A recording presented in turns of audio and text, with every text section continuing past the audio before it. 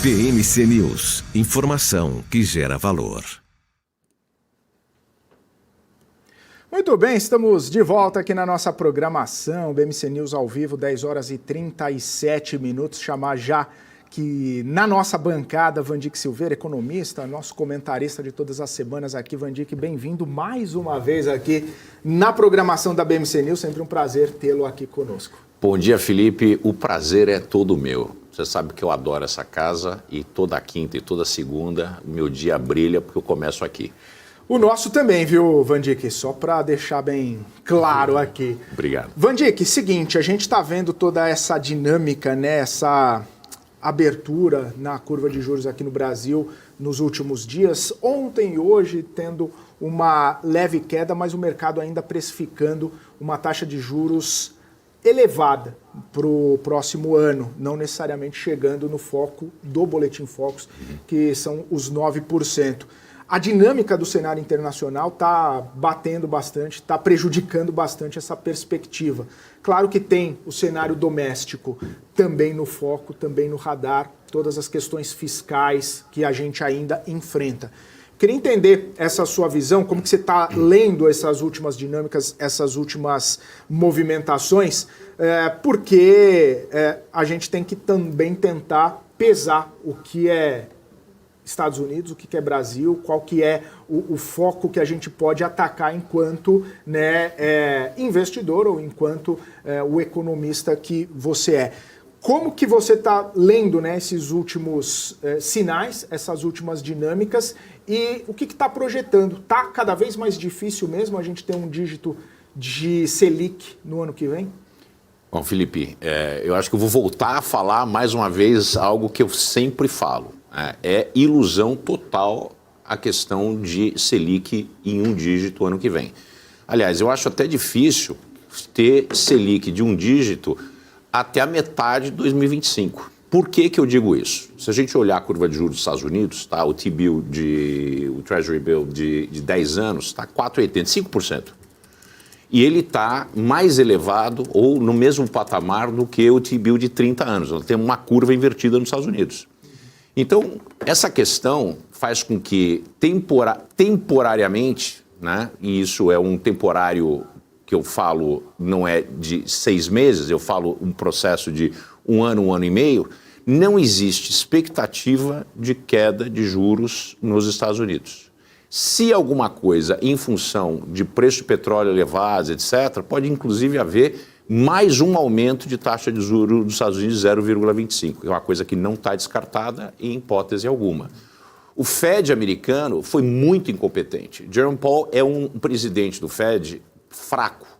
Ele teve medo de enfrentar o mercado. E ele errou na dosimetria da maneira com que foi elevada a taxa de juros dos Estados Unidos. Ele deveria ter dado uma fuga paulada logo de cara, subido mais rapidamente, mas ele ficou naquela expectativa frustrada, né, e ilusória de que a inflação era temporária. A inflação não era temporária. A inflação ela é, como um texto básico de economia, um processo monetário que aconteceu com um descalabro de gastos do governo e impressão de dinheiro sem nenhum tipo de precedente na história americana. Né? Foram pacotes em cima de pacotes de quantitative easing ao longo de anos. Isso fez com que o mercado respondesse da maneira que respondeu e a inflação perdeu a mão. Então, não era. Errou o Fed, errou o Jerome Powell. O que acontece aqui no Brasil? O Brasil é um país que ele é monetariamente, economicamente, submisso aos Estados Unidos. A decisão do Fed é mais importante e mais relevante do que do BC. Então, como nós somos um país emergente e nossa moeda não é conversível, nós temos a necessidade de prestar muita atenção na dinâmica de curva de juros dos Estados Unidos, tanto spot como futuro. E isso diz o seguinte, caríssimos, que o Brasil tem um problema fiscal enorme, esse problema fiscal não foi resolvido e não será resolvido. A gente tem que ter um processo de cortes de gastos, não aumento de gastos. Essa situação em si já impede uma queda de Selic aqui. Quando você tem taxa de juros dos Estados Unidos em 5,5% e taxas futuras de 10 anos no patamar de 5, com uma inversão da curva de juros, o que nós temos? Nós temos uma fuga de capitais do mundo inteiro, não só do Brasil, mas principalmente de países emergentes, cujo risco é bastante elevado, né? Se a gente não fizer a lição de casa no Brasil, a gente tem uma exponenciação do problema, porque a taxa de juro americana mais alta em um patamar que a gente não vê há 20 anos, 21 anos, faz com que todo esse dinheiro busque a segurança de Treasury Bills. É caso de livro de economia, de macroeconomia, de banking and finance. E a gente insiste a não acreditar nisso. Então é essa situação e não existe espaço algum para corte de juros abaixo de taxas em torno de 10, 10,5% em 2024, talvez começo de 2025, se a dinâmica for a mesma que nós temos atualmente. Isso é muito ruim para o crescimento econômico do Brasil. Taxa de juros a 5% é muito, 5,5% é muito ruim para o crescimento americano. E os Estados Unidos têm provado que essa taxa talvez não seja suficiente. O mercado, Treasury Bill em quase 5%, 4,80 e pouco, 4,88, significa que o mercado está chamando o blefe do Fed. Está enfrentando e está precificando inflação mais elevada, o que pode levar a um aumento de taxa de juros dos Estados Unidos. Não acredito no que o Diamond falou de chegar a 7%, mas nada tira da minha cabeça que pode chegar sim a 6%, 5,75%. Quer dizer, isso seria uma tragédia para o Brasil em função de uma China que vem desabando, né? Demanda interna, principalmente para minério de ferro, que é a segunda maior pauta de exportação do Brasil depois de petróleo, desabando. Quer dizer, a situação para o Brasil, se não for feita a limpeza da casa e uma defumação, né, nós temos uma situação muito complicada com essa taxa de juros dos Estados Unidos e perspectiva, viés de potencial aumento. Maravilha. Vandic Silveira vai continuar, obviamente, aqui conosco, mas eu quero chamar para a conversa o economista, também economista, Álvaro Bandeira, que já está aqui conosco nessa quinta-feira para a nossa conversa. Álvaro, bem-vindo mais uma vez, prazer recebê-lo novamente aqui na BMC News. Bom dia para você. Bom dia, Felipe, Vandic e todos que nos ouvem e veem. É sempre um prazer estar aqui com vocês e gostei muito da colocação do Vandic. Eu só gostaria de complementar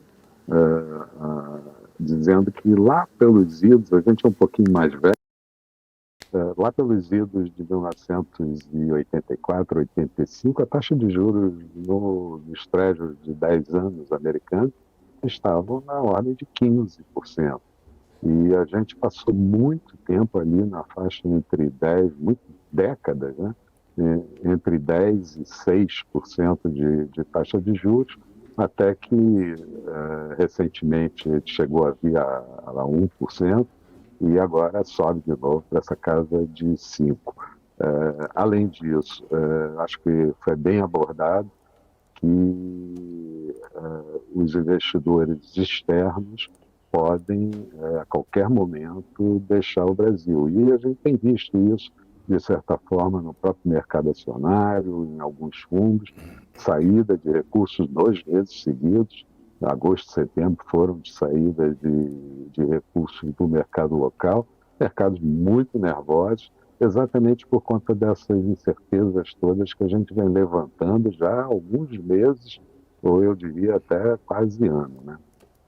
Essa minha longa começo de conversa deixa... Vamos lá. Não, Álvaro, era até o primeiro destaque que eu ia falar, era se você contribuiria, né, com toda essa experiência, qual seria essa leitura? Você já trouxe muito bem, complementou sobre esse retrospecto, né, de que também já teve taxas nesses patamares. Eu queria entender um pouco da sua leitura também, Álvaro, porque é claro que a gente fica esperando, né, um cenário desanuviar um pouco para ter um pouco mais de previsibilidade. Quando o Van Dijk traz que a curva está invertida e já faz um bom tempo, significa que os investidores, o mercado, ele está acreditando que o longo prazo está sendo um pouco mais fácil de ter uma leitura do que o curto prazo, que ainda está bastante turbulento. Esses fatores que têm trazido essa turbulência para o curto prazo, a gente pode elencá-los como a própria situação fiscal, a trajetória da dívida, essa questão do shutdown nos Estados Unidos, além, né, de uma imprecisão ou uma impossibilidade de trazer uma leitura do que vai acontecer com a economia americana, que segue bastante resiliente. Inclusive, a gente viu alguns dados de mercado de trabalho que ainda não estão trazendo uma perspectiva de que a economia está arrefecendo tanto quanto se gostaria. Essa é a leitura. O que mais preocupa nesse cenário, Álvaro, de curto prazo? Eu acho que você elencou bem o que preocupa os investidores no mundo inteiro, né? O Van Dijk também falou sobre a desaceleração da China, todos os problemas da área imobiliária chinesa, a China tendo que mudar um pouco o seu modelo de crescimento, que foi sempre em cima do segmento imobiliário, de construções civis, enfim, do setor de construção de uma forma geral. Então, eu creio que está bem posicionada todas as incertezas. Desaceleração econômica global, a gente começa a ouvir com mais ênfase uma possível, quem sabe, recessão nos Estados Unidos a partir do segundo semestre de 2024. Isso coincide com essa expectativa de inversão da curva de juros, de você ter taxa de juros por longo tempo e até mais alta do que nesse momento está se prevendo. Europa desacelerada, a gente viu essa semana mesmo a divulgação de indicadores PMI de países da Europa muito fracos, mostrando ainda contração da atividade industrial e até da atividade de serviços. Então, você tem todo um quadro externo pouco favorável. Eu diria pouco favorável, mas com muitas incertezas, porque dependendo do que o Fed faça, vai mexer com todos os demais bancos centrais. Eu diria que a última rodada que a gente teve de bancos centrais foi absolutamente previsível. Todos eles fizeram mais ou menos o que se esperava, não houve nenhum susto e os mercados reagiram muito mal, porque o mercado está enxergando, os investidores estão enxergando um pouco mais para frente problemas, 2024, 2025, crescimento menor no mundo em 2024, e aqui não é diferente, quer dizer, aqui uma preocupação grande com o quadro fiscal. Todo dia a gente vê, e ontem mesmo a gente viu lá o problema da seca no norte, liberação de recursos, vai se liberar recursos, libera-se recurso para cá, libera-se recurso para lá, o Congresso pressiona, o Congresso disputa, o Legislativo disputa com o Judiciário, que é uma coisa que só traz muito ruído e só afeta a confiança do investidor e agrega aversão ao risco. Então, o que a gente está vendo é um quadro, nesse momento, de incertezas. Mas só para não ser absolutamente caótico, eu diria que, de certa forma, os preços dos ativos por aqui já estariam razoavelmente ajustados. Então, eu diria que quem opera mercados com um horizonte de mais longo prazo e tem estômago para encarar um período complicado no curto prazo, pode já começar, eventualmente, a fazer posições em ações e em títulos, olhando mais o horizonte de longo prazo. Mas, de qualquer forma, muita incerteza, muita dúvida no que pode acontecer no mundo e aqui também. Álvaro, Van Dijk Silveira está aqui também, já no nosso quadro, para conversar contigo, conosco aqui. Van Dijk, fica à vontade. Bom dia, Álvaro. Sempre maravilhosa a sua análise, muito lúcida. E o Brasil, o mercado brasileiro precisa muito de lucidez para a gente não se enganar com aquilo que brilha e não é ouro e também não sair espantado por qualquer coisa, porque a volatilidade tem sido enorme e volatilidade espanta muita gente. Mas uma das coisas que eu estava pensando e estava olhando é que no passado recente, vou dizer, nos últimos 20 anos, nós tivemos todas as situações de inversão de curva de juros nos Estados Unidos precipitou uma recessão.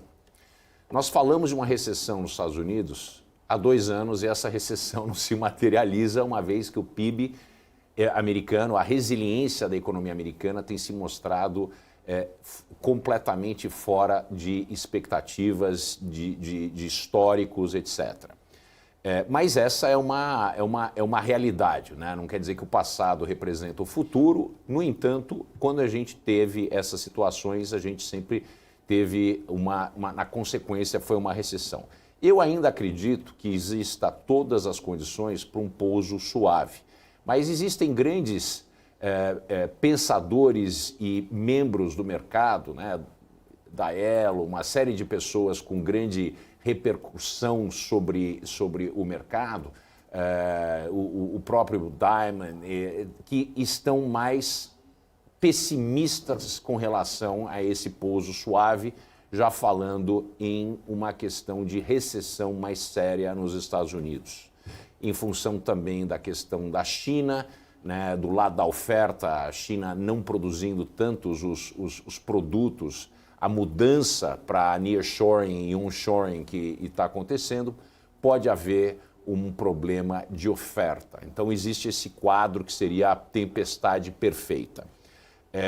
O que você acha? Porque meios acadêmicos, eu tenho lido bastante meios acadêmicos também, que existe uma hipótese levantada de PIB potencial ter sido alterado nos Estados Unidos e consequentemente, para o Brasil também, em função de reformas. Isso eu falei na segunda-feira, das reformas microeconômicas, as pequenas reformas que aconteceram aqui, tá? Como lei da liberdade econômica, a mudança das regras de emprego no Brasil com a reforma de 2017, e nos Estados Unidos também aconteceram. Então, uma potencial mudança do PIB potencial, e que isso, os economistas de mercado têm ignorado isso, tem uma perspectiva mais negativa com relação a esse pouso suave americano e também com relação ao crescimento brasileiro, e que isso tem provocado esses erros de estimativas e que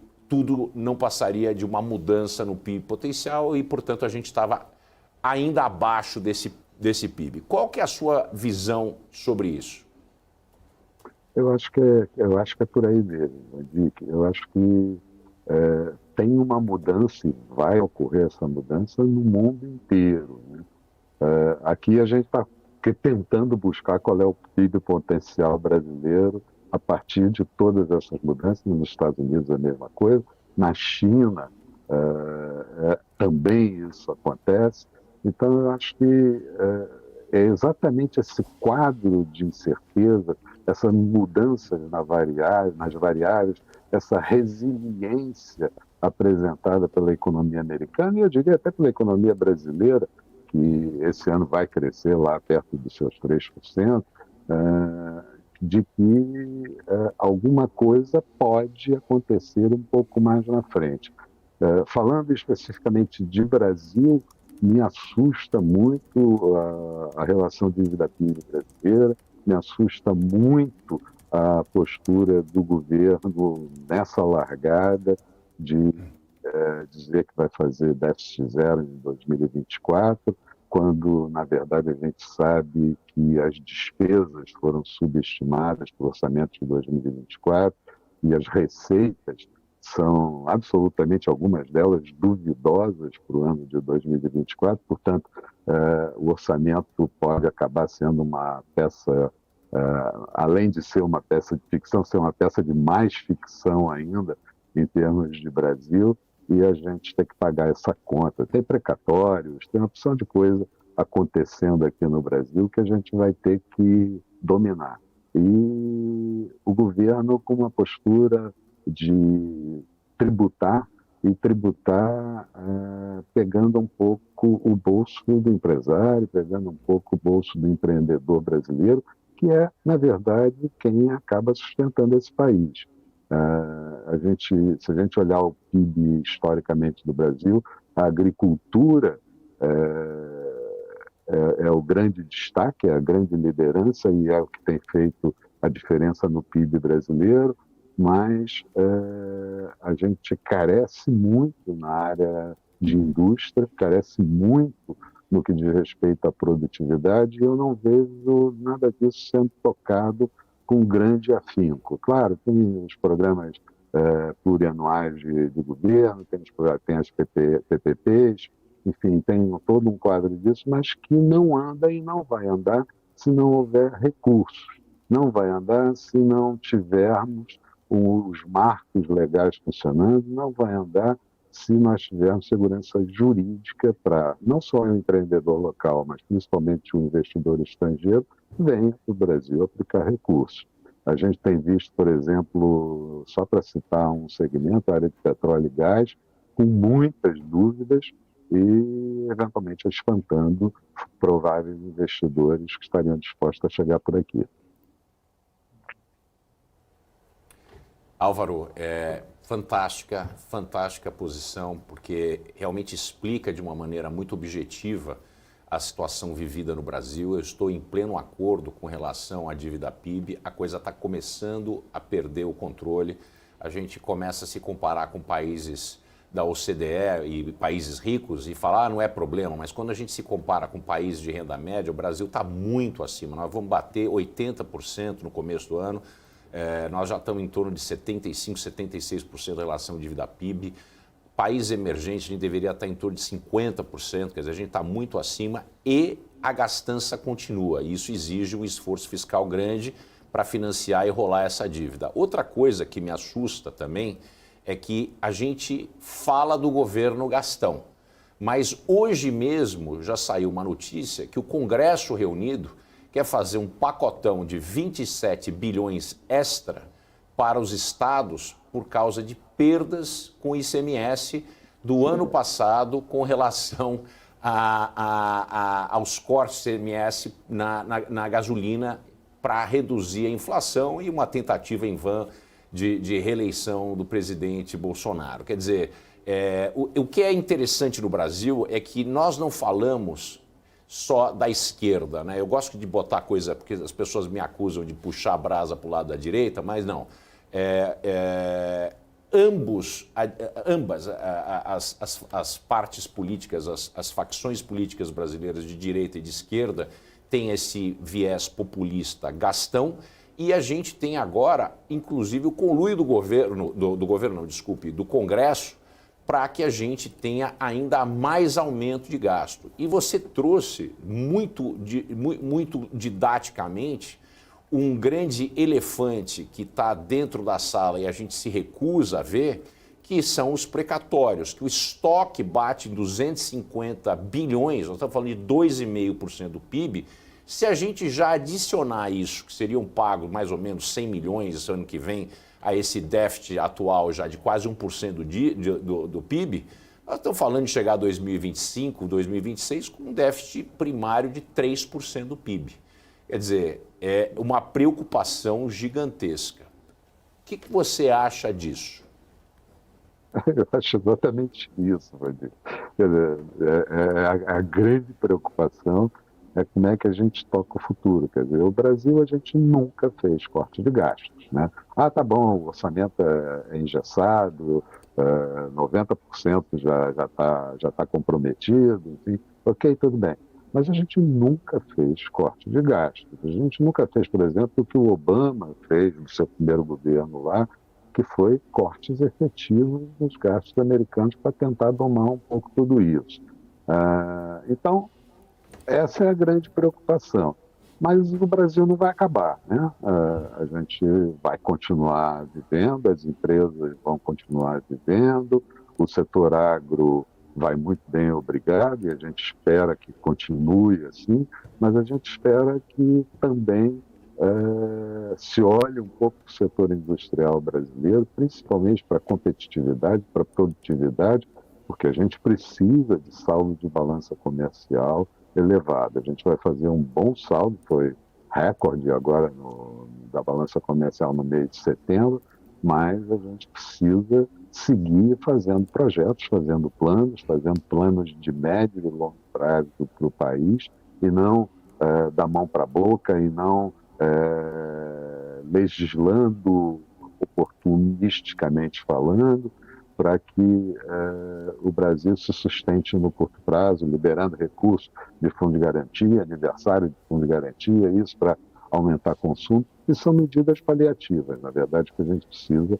é de planos e programas de médio e longo prazo, de marcos regulatórios que sejam favoráveis tanto para quem está chegando como para o próprio governo, e de segurança jurídica para se investir.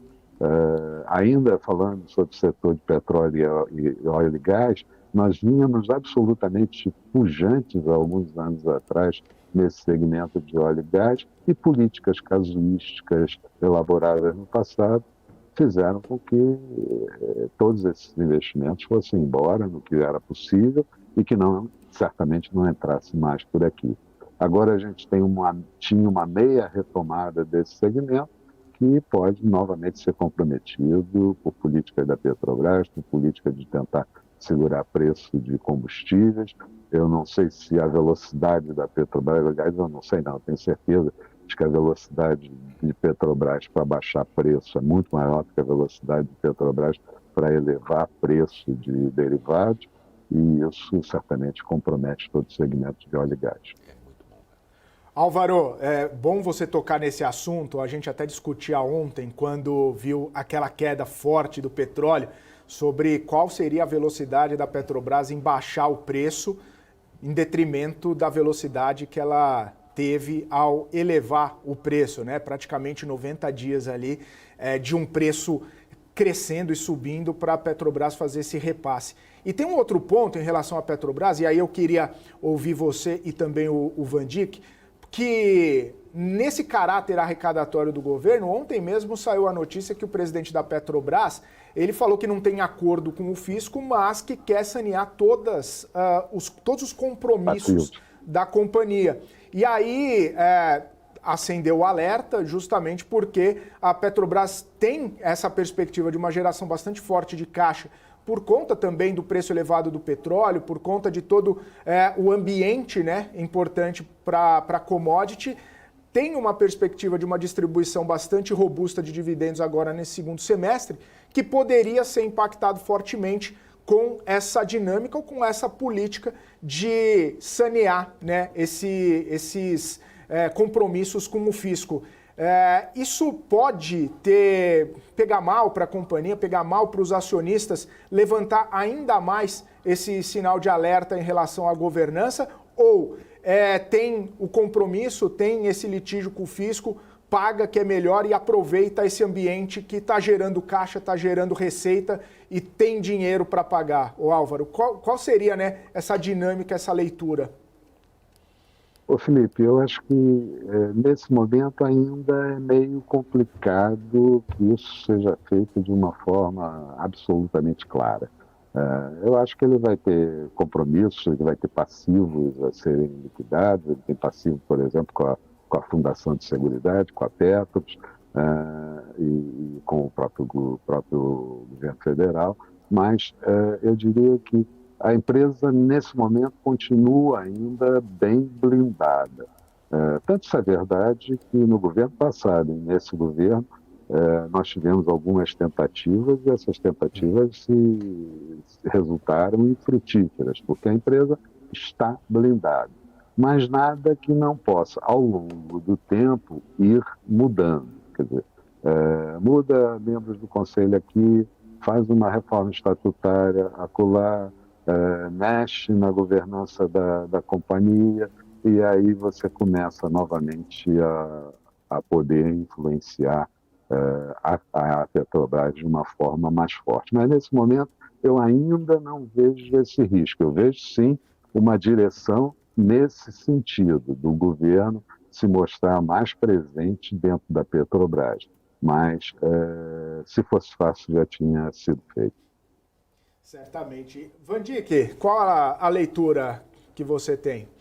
Bom, pensando politicamente, que é diferente de pensando economicamente. Pensando economicamente, primeiro, se a taxa de juro desse passivo for uma taxa de juro muito baixa e a gente pode fazer investimento com esse capital, ou no mercado pagando quase 13%, ou fazendo investimentos em produção com aumento de preço de petróleo, vale a pena não pagar nada e continuar dessa maneira. Agora, se for o contrário, de repente valeria a pena liquidar essa dívida, mas não é o contrário. Então a tentativa do governo, agora falando politicamente, é uma espécie de saque ao cofre da Petrobras para alimentar a questão dessa incerteza fiscal e, dessa maneira, penalizar os acionistas com dividendos menores ou sem dividendos. E a gente não pode esquecer que uma empresa de um país como o Brasil, com essa incerteza jurídica e essa estrutura de capital misto, assusta muito o investidor. Se algo assim ocorrer, o mercado vai penalizar de volta a Petrobras de uma maneira muito severa. Então, eu não acredito que deva haver, como o próprio Álvaro disse, existe uma certa blindagem com relação a esse tipo de coisa. Mas essas tentativas de saque, elas existiram no governo passado e existem nesse governo também. Isso também não é um monopólio do Lula e da esquerda. A direita também tenta essas atividades. Então, mas eu acredito, uma vez que existem instituições fortes ainda no Brasil, que esse tipo de atividade deve ser coibido internamente, inclusive, pelos próprios membros do Conselho da Petrobras.